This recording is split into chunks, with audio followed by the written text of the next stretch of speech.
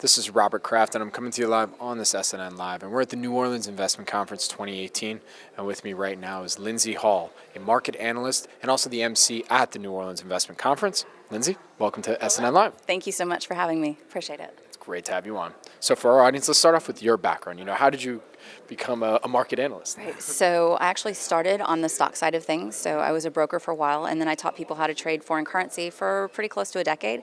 Then I switched gears into options and futures and worked with a firm out of Chicago for a bit. So kind of that's me in a nutshell, but along the way, trading and teaching and analyzing, some television broadcasting as well. So, yeah. All right, so you're here, we're at a natural resources focused event. What are you seeing right now in the markets and commodities and currencies? Give us your whole 30,000 foot look at that. Right. So I think the commodities are underplayed. I think moving forward, if our markets truly just take a dive, which they will at some point, it's going to be important to focus on the things that are necessities, the things that are highly valued. I think that's a good place to be on the commodities front.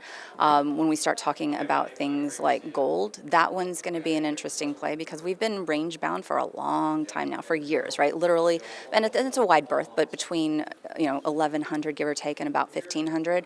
But we haven't broken down that 1,100. We haven't broken below 1,000. So for me, gold doesn't get interesting unless we break 1,000 or we break 1,500 on the high side. Then it would be interesting to me. But high level, that's kind of where I would be. Commodities, gold side. And what are you seeing in the markets wise? We're hitting all-time highs and these big swings. I mean, what's going on? What, in your opinion? Okay, so as far as the markets are concerned, I've believed for a long time they're on toothpicks as legs. I don't think there's anything truly beneath it.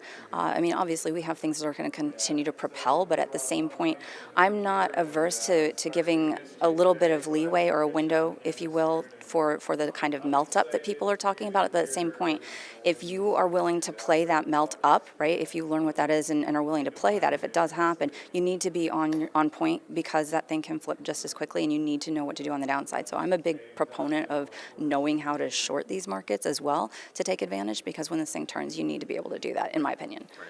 So for those who may not know, what do you mean by melt up?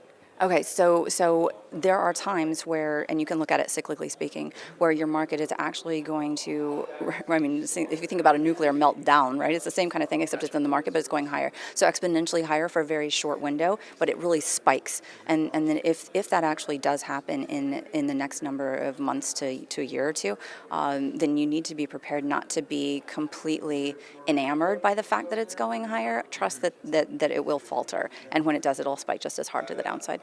So for those who may not know your investing style, what would you say is your philosophy and your way in which that you analyze the market so that you yourself go in and try and make money? Right. So for me, it depends on what asset I'm trading. I have a different lookout for every kind of asset. For commodities, I tend to be a bit of a longer term player on those.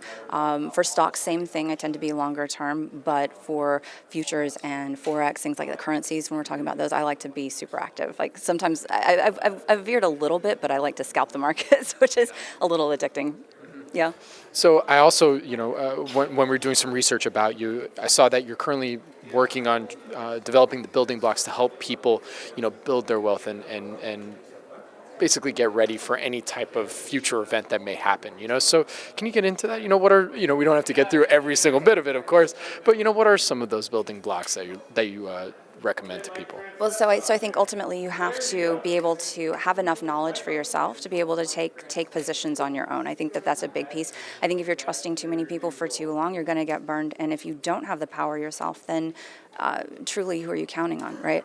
So I think that everyone should be knowledgeable in every asset class, which is kind of a lot for everybody to learn. But I think that the day you stop learning is the day that you die. So why not learn more, right? I think that it's important to share knowledge and experience with people. Try to get them interested and intrigued in themselves and their futures, because even cash, when this market falls down, even cash will not save you.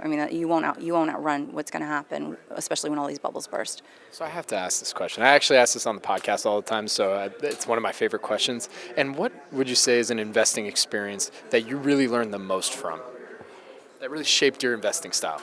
So that's kind of funny. I'd probably, the first thing that comes to mind takes me back to before I was ever in these markets for real, and I worked for Nortel Networks back in the day. So I don't know if you remember them or not, right? Big telecom company. So almost all of my 401k was invested in Nortel stocks. I ending up in a situation where I took a loan out. I think Nortel stock at that point was pretty, and this is a number of years back, I think it was pretty close to like 114-ish, something in that ballpark. I took a loan from my 401k, which basically pulled all of it, and then the thing imploded. And I just never paid the thing back, took a tax hit on it, and I banked. But to me, I was like, wow, that's really cool. I timed the market pretty well on that one. And that's kind of where that started. After Nortel is when I became a stockbroker. Yeah. So where can our audience go and find more information about you, your thoughts, your insights? Do you have an email? I think the best way, if anybody has any questions, feel free to email me. The best way would be just lindsayhtv@gmail.com. I'm floating independent, so feel free to just reach out. Happy to share. My name is Robert Kraft, and I'm coming to you live on SNN Live. And we're at the New Orleans Investment Conference 2018. With me again is Lindsay Hall, a market analyst and MC at the New Orleans Investment Conference. Lindsay, thank you for joining me today. Thank you.